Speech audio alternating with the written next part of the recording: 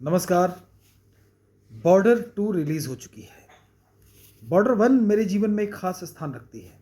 1997 में ये film release हुई। उस वक़्त मैं दिल्ली यूनिवर्सिटी में पढ़ता था और इस फ़िल्म ने मुझे इतना प्रभावित किया कि ये फ़िल्म मैंने 50 बार देखी। जी हाँ, 50 बार। और उस सिनेमा हॉल का नाम था राजा गार्डन के पास विशाल सिनेमा। राजधानी कॉलेज में मेरी क्लासेस होती थी।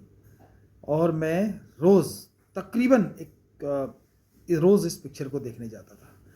मंत्रमुग्ध हो गया था मैं इस पिक्चर को देख के। मुझे एक फ़ौजी अनुशासित जीवन, सनी देओल का जोश, अक्षय खन्ना का रोमांस और इमोशन और कैप्टन भैरव सिंह, सुनील शेट्टी की अदाएँ, अवतार सिंह गिल, पुनीत इस्सर, एक से बढ़कर एक कलाकार और क्या बढ़िया संयोजन। सोनू निगम के गाए हुए गीत संदेश से आते हैं और उसके बाद रूप कुमार राठौर का गाया हुआ गीत है जाते हुए लम्हों।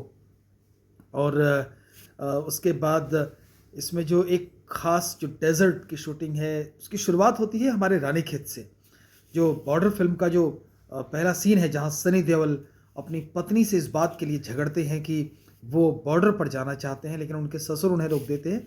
तो वो सीन पूरा रानीखेत का है। तो बड़ा कनेक्ट मुझे इस फ़िल्म से मिलता था। और फिर वो जो गीत एक फ़िल्माया हुआ है, ए जाते हुए लम्हों ज़रा ठहरो।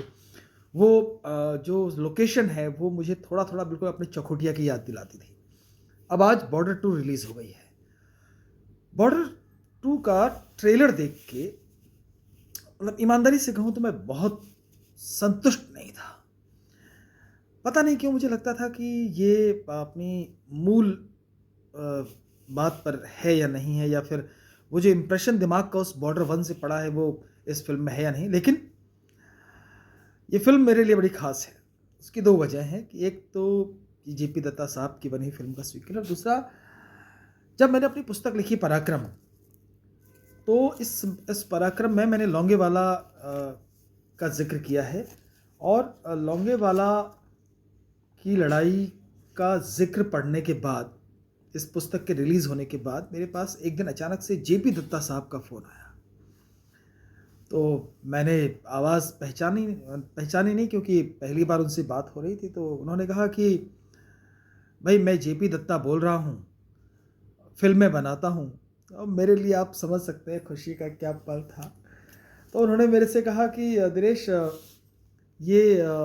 मैं इसलिए तुम्हें फ़ोन कर रहा हूँ क्योंकि तुमने ये काम हिंदी में किया।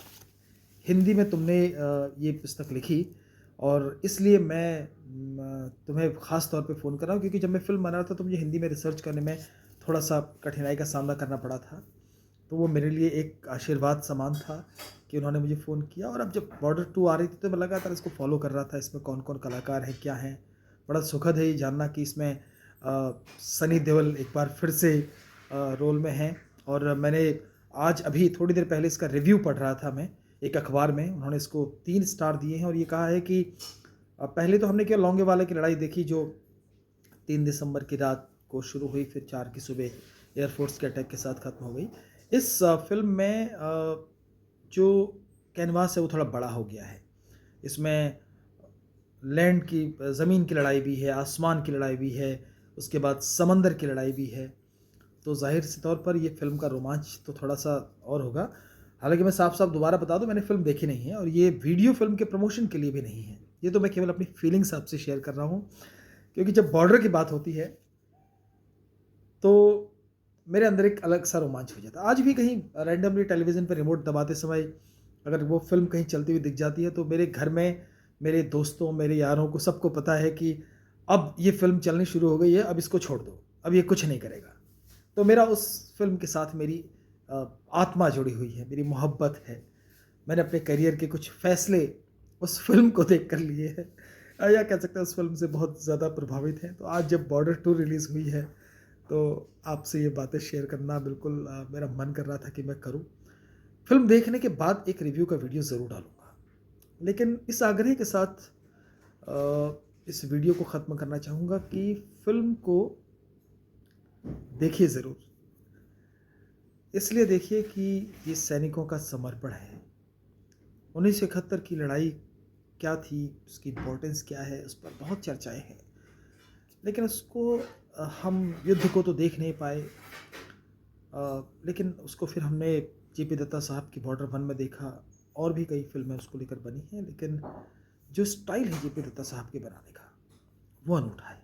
और मुझे पूरी उम्मीद है कि यहाँ पे भी बॉर्डर 2 में भी इसके साथ न्याय हुआ होगा। दत्ता साहब की झलक यहाँ पे ज़रूर दिखेगी। फ़िल्म देखता हूँ और उसके बाद आपसे शेयर करूँगा कि फ़िल्म कैसी बनी है। बहुत-बहुत धन्यवाद। नमस्कार।